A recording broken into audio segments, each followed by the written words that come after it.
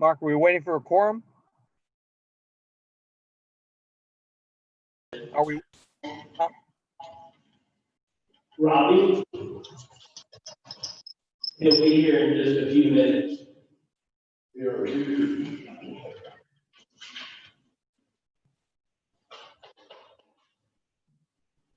No, we already have a quorum, so we're good.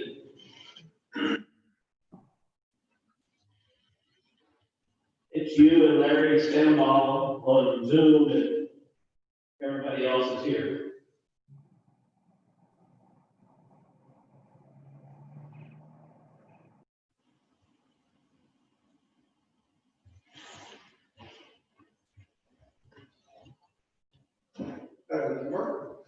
Howdy.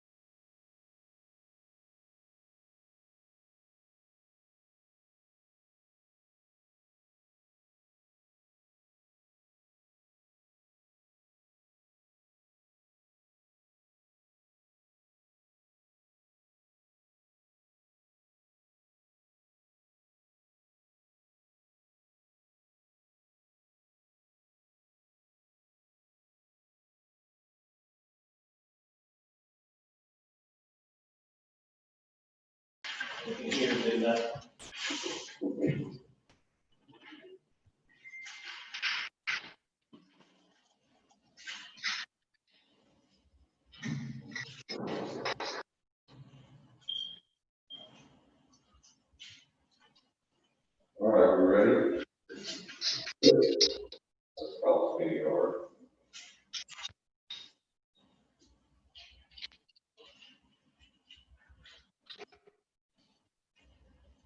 Anybody here wants, I gotta hit this button, right?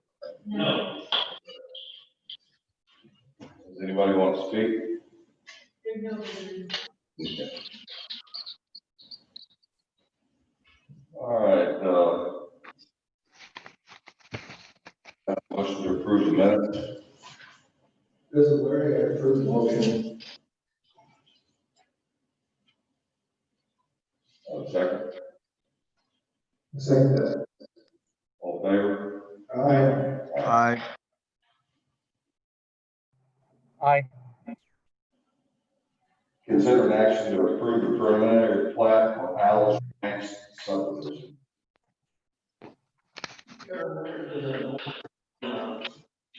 Information is in your packet, everything,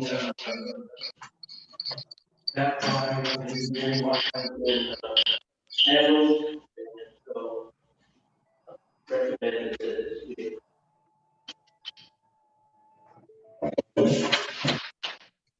Mrs. Larry, meeting, I make a motion to approve. Second, Second. all in favor? Aye.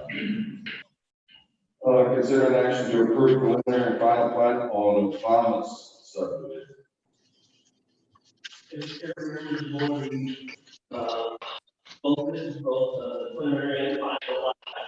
Everything from moving here, staff. The only question is the parking. And if you remember, the restaurant when it's open, it uses all the front for parking.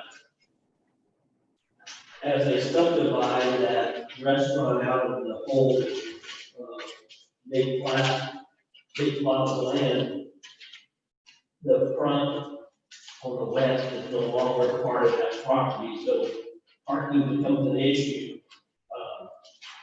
They didn't want to carve out any more property for parking, so what you have is an agreement from Mr. Garza granting permission to use the parking at the property located at 31768 State Highway 100 for the restaurant located next door at 31796 State Highway 100 for as long as needed for the restaurant operation. And in order for it to move forward, they provided this. One of the problems is that has to include along the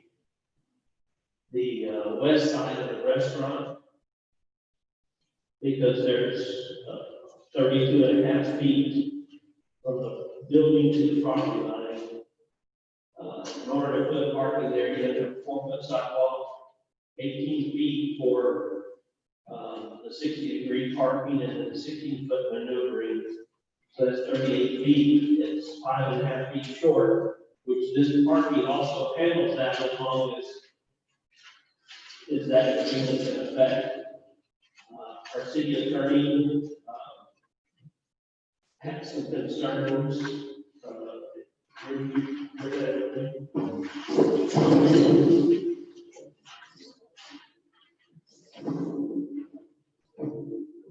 said that the letter is not a conveyance, it only grants permission for the restaurant.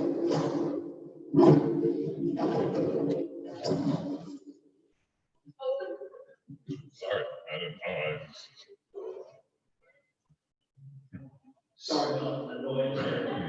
Yeah, my, What the attorney said is the letter is not a conveyance, it only grants permission. And the letter can only circumventing the intent of the zoning parking requirements, and so could it be in existence for the life of the restaurant? Yes, it could. But if Mr. Garza got mad at the parking one day and decided that I don't want to park there anymore, he could write another letter. And what our attorney says is the first letter would hold up. It's not a conveyance of, like a deed, and when we do this, it's recorded. And then it would even get more complicated if Mr. Garza sold his property to someone else, and you have a third party involved. So, does it provide the parking today? Yes. My concern is what happens 2 years from now, 5 years from now, and at another time, so that's why I'm bringing it to your attention and to, why I had the attorney look at it. It's not a clear cut thing, so. I know Mr. Rose, the engineer's here as well as the property owner, so if you have a question, maybe you can ask them. It's just a concern that I have. If I was the purchaser, I would not purchase it under those circumstances. But, okay, if that's all right. Go ahead.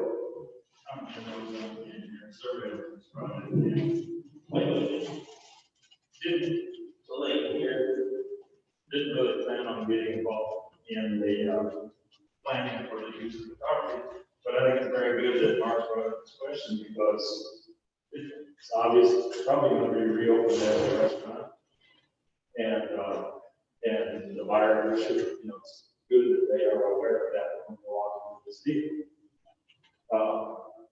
However, I feel like that process is part of the building permit process or the restaurant permit, whatever that process might be.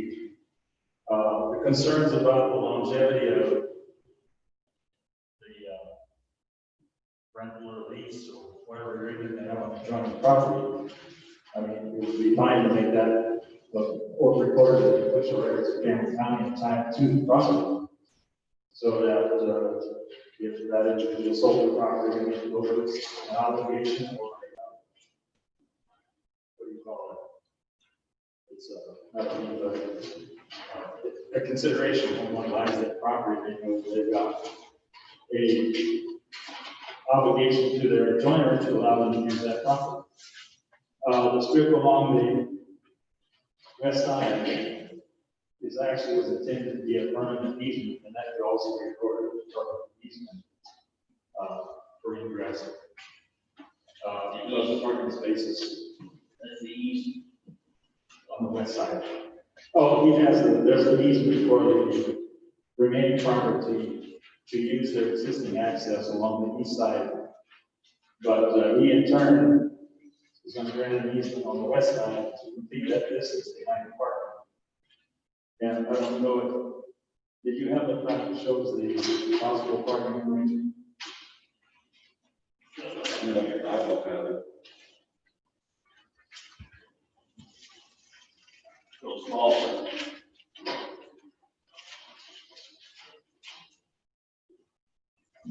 Does that show Parking that they normally have. They would use 5.5 feet here.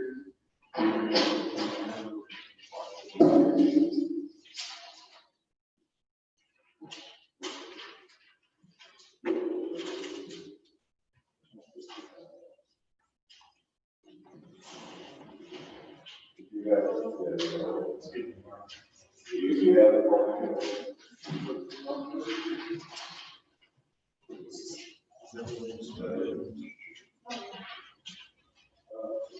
We looked at trying to rearrange the existing parking in the front in order to get more of it.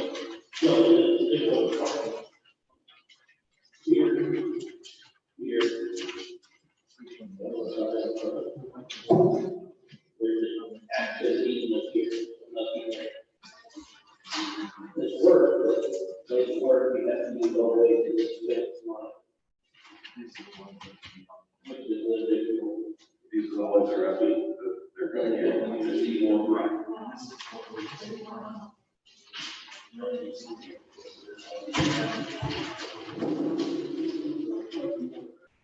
This is access for this piece of property right It here. could be a right now. It would definitely be granted. His sense.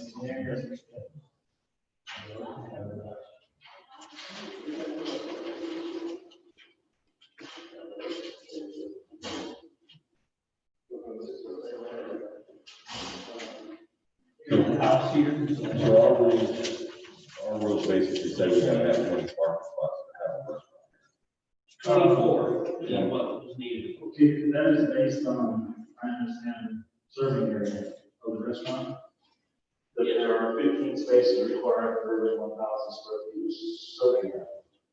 I don't know how they're gonna lay out their use of the interior. And I don't know if anyone else has visited it besides me.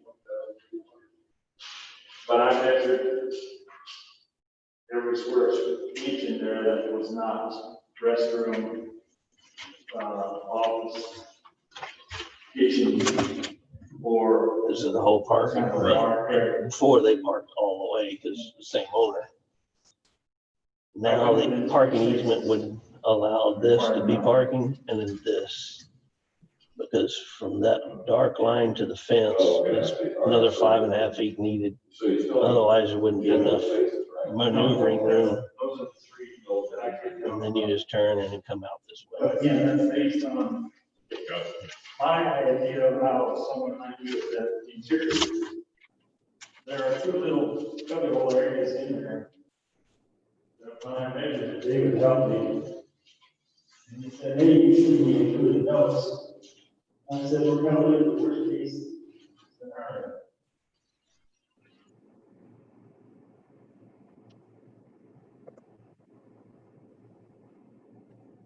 This is, I'm sorry. First calculation is based on total floor area, minus the restrooms and office. It's kind of like for the drinks and so forth.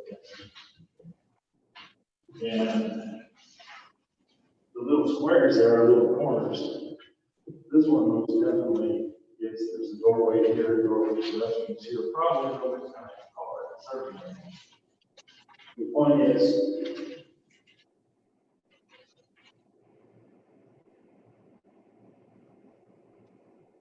a simple restriction on those little cubby holes gets you two more closer to the required number of parking spaces.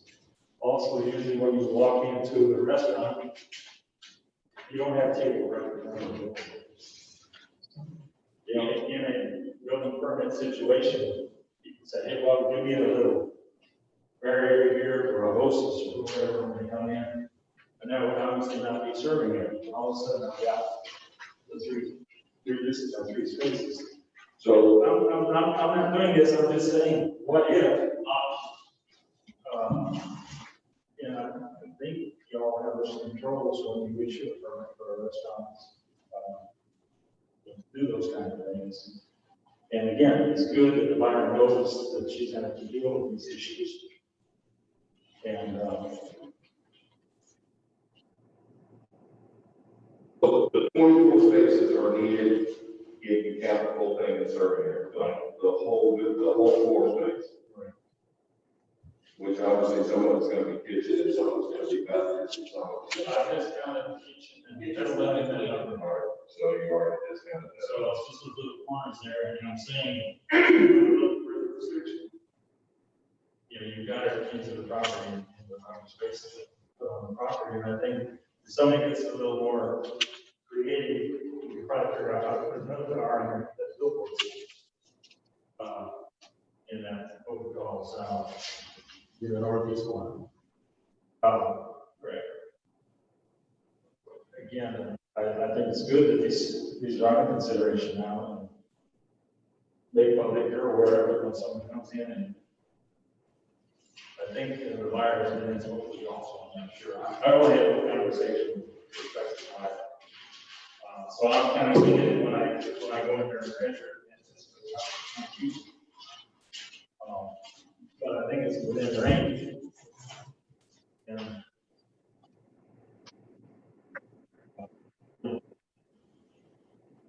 a good concern, but there's many ways the property can be used.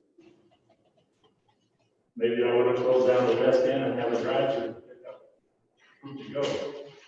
But that's happening a lot of it now. Right now, you got some restaurants that 25 and 50% and somebody regulates that somehow.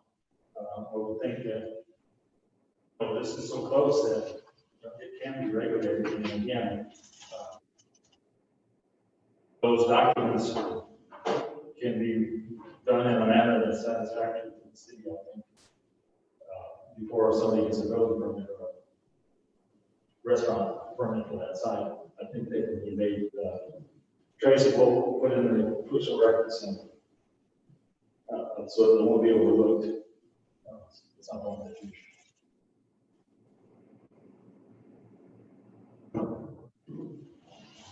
Can you manage it through the building process, Mark? I mean, the permit process? Say the question again? Can you manage it through the permit process? To say, okay, look, you can only do this much serving area? I learned like the promise that we can use these 4 lots and then later, and they're not in perpetuity. Correct, but it's not just that, it's also the whole west side. I want you to be sure you understand, it's 5.5 feet of the whole west side for access. You see where the dark line is on the left? That's the property line. Another 8 feet to there's the fence. That would have to be utilized in order to have enough room to get around into those parking places and out, number 6. The ones on the side, and then as you go around the back and have those parking places in the back, you would have to have that. So Is that for trucks? what is required in the ordinances, Not safety part of the vehicle. you have to have a safe passage, which means a sidewalk and you're saying put it up against, you have to put it up against the building. And then there's 18 feet on the ordinance, the 60-degree parking area requires 18 feet from where the sidewalk would be to the end. And then it requires 16 feet of maneuvering space. And that's what, your average vehicle would need. If you're in a big truck, probably it would be pretty tight. But that's the way our ordinance is written, it's not written to the biggest truck out there, so. Your ordinance is very typical of all cities.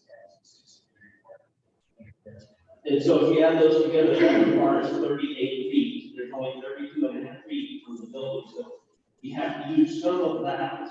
And so maybe the way to resolve is that somehow we put permanent easement on that side, along with the parking, and hopefully it stands up for the front for at least a period of time. And I want to address something Jim said and try to explain why we're talking about parking today. Usually when a piece of property is subdivided, there's nothing on it. And so they bring it in and subdivide it, and we don't even necessarily know what's going to go on there. And so they subdivide it. Once they have it subdivided, the preliminary and final plat, then you come in and you put your structure on there, and you put your structure to fit the property.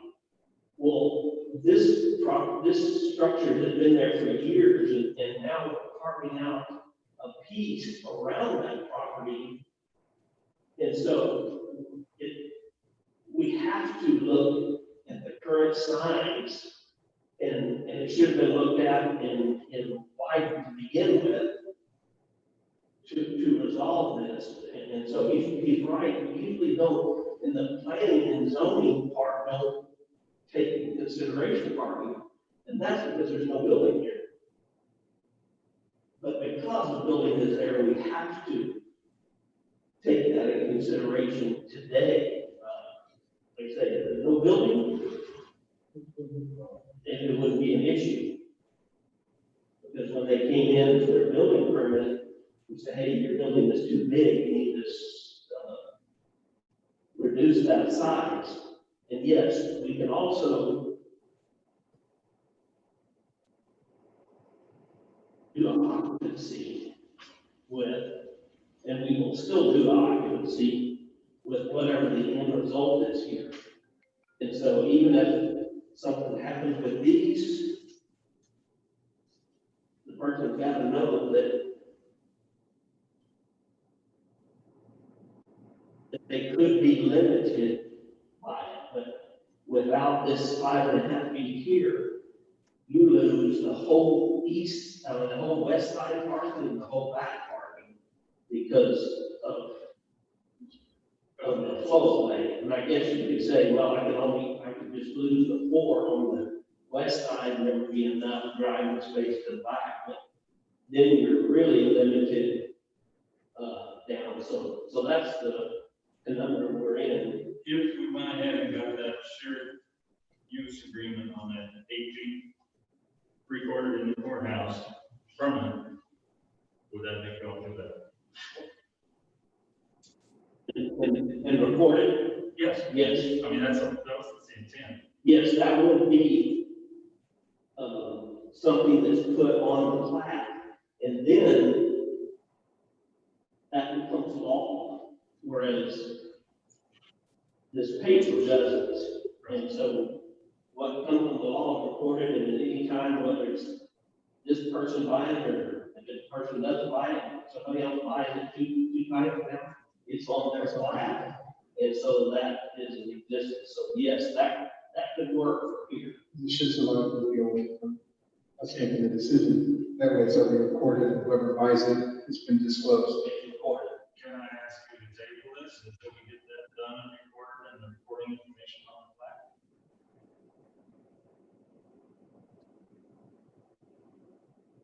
I mean, that would make us as a staff feel better. The reason why is because then they're gonna come, if this person comes and they come to get a permit, so you can only have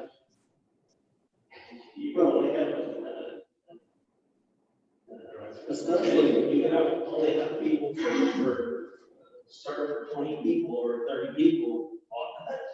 I did not know this. Well, it's gonna be tough anyways, especially now with all the stuff that's going on. It's a real risk for the person who wants to do this. Well, they just gotta operate with the restriction that said they can't be on there and disclose it.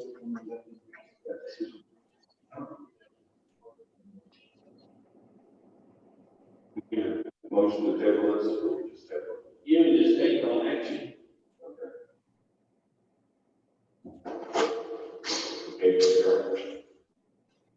You don't need to summarize for Gil and, Was there a move made? No, he said we would take no action until next time. Okay. So that the easement is on the plan. Right. Recorded. Got it. Yep. We're good. I'm good. No need to summarize. Okay. Thank you. Thank you very much.